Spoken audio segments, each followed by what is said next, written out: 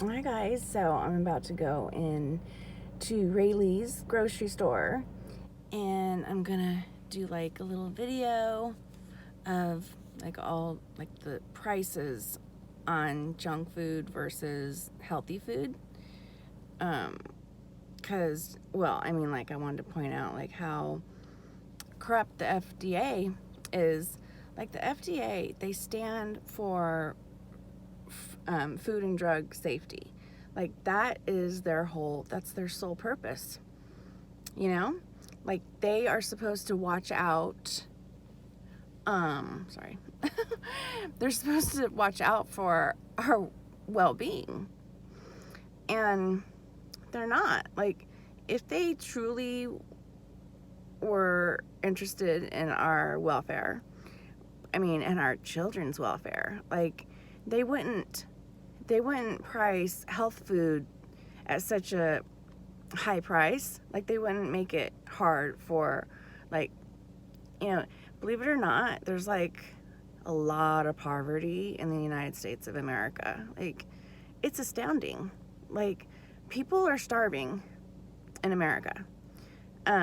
There's a lot of kids that go hungry in our country, and I don't really think like a lot of people understand that. I don't think they really, I don't know if they just ignore it, or maybe just people just don't know, or we're so busy with our lives. I understand, but like there's a lot of single parents who, like, I know if it wasn't for, like, my parents, they helped me because I didn't get any child support. I never asked for it. Like I just wanted to leave. Like I was in an abusive relationship, and so when I was able to leave, because I put my I put my name on a list for an apartment, and thankfully I was able to get out of there and get out of that abusive relationship. But I was in that relationship, or it was a common law marriage for 8.5 years, almost 9. And so I got pregnant, and I left when my son was just 12 months old, and my apartment was ready, and I was so happy. Like, and I haven't looked back since. Like, but yeah, like it's hard being a single parent, not, having help, and you're on your own. And my point is that they overprice healthy foods, and then the junk food is cheap. So that's like what kids get fed, because a lot of even families, like even like 2-parent families, even like with double incomes, people are having a hard time. Like it's just hard to survive. So a lot of times you go to the store and you buy like the cheapest stuff because that's all you can afford, and otherwise you go, you don't want to starve.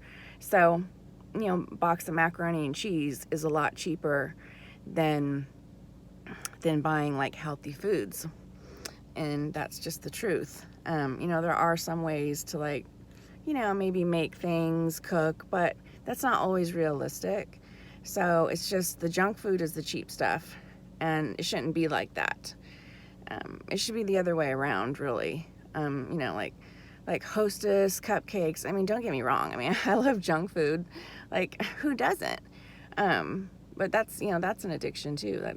That's a whole nother subject. And sugar, that's an addiction. People don't really understand that, but that's a very harmful addiction, and it's killing us. That's the cause of a lot of disease, is sugar, and like the white carbs. Like it's really bad for you, like white flour, white sugar, anything processed. But again, all those things are cheap. Like McDonald's is cheap. You can get a cheeseburger for $1. Like, you can feed your family for, it's relatively cheap.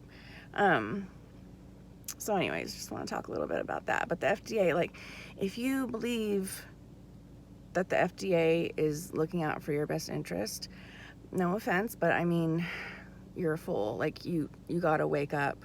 Like, they are not looking out for our best interest. They're not. And that goes to show you that, when it comes to kratom, don't believe their lies. Don't believe all the stuff that they say, because all they do is condemn kratom. But yet here they are, the big pharma is trying to patent the alkaloids, and they want to make synthetic derivatives from kratom, and they're going to destroy it. It's going to be more harmful, and they're going to ruin it. So that is what we're fighting for. Like, that's what Matt Caddo does, and the American Kratom Association, and all of us advocates. That is why we fight so hard. Like, we fight for the well-being of Americans. Like, there's so many people who could be helped by this plant that don't even know, because they're either in the dark or they're brainwashed by the FDA and the media.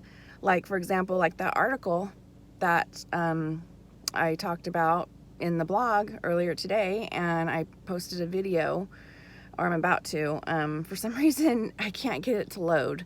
I don't know, like, it's taking over an hour for YouTube to download it. Like, I still haven't gotten it to load, and on Facebook, so weird, but I'm not giving up, of course not. And so the article, it makes kratom look bad. Like, they're very sneaky, all because it binds to receptors. So they try to twist that, and they try to make the American public, they want you to think that it's the same thing as an opioid, and it's not. It is not. 100% it is not an opioid. And people have told me that they think I'm being dishonest. No, I'm not. No, I'm not. You saying that is very dishonest. So stop being manipulative. And sometimes I can't believe that I have to say this to so-called advocates. Like, it blows my freaking mind. Some of the people that I have to fight against. Like, don't go around saying, oh, it's an atypical opioid, or blah, blah, blah. Like, forget about it. I mean, what are you, are you the enemy? Like, what are you trying to do? Like, that just confuses people. It is not an opioid by definition. Look up, Dr. Jack Henningfield even says it. It's not derived from any opioid plant. It's not. It's from the coffee tree, Arubicae. It's a tea leaf. Are tea leaves opioids? No. No, it's a stimulant. It has alkaloids in it. That is the truth.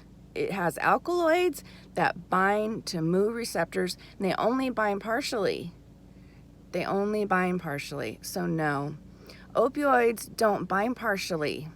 Opioids bind all the way, and that is why they are so addictive, and that is why they're dangerous. But kratom does not do that.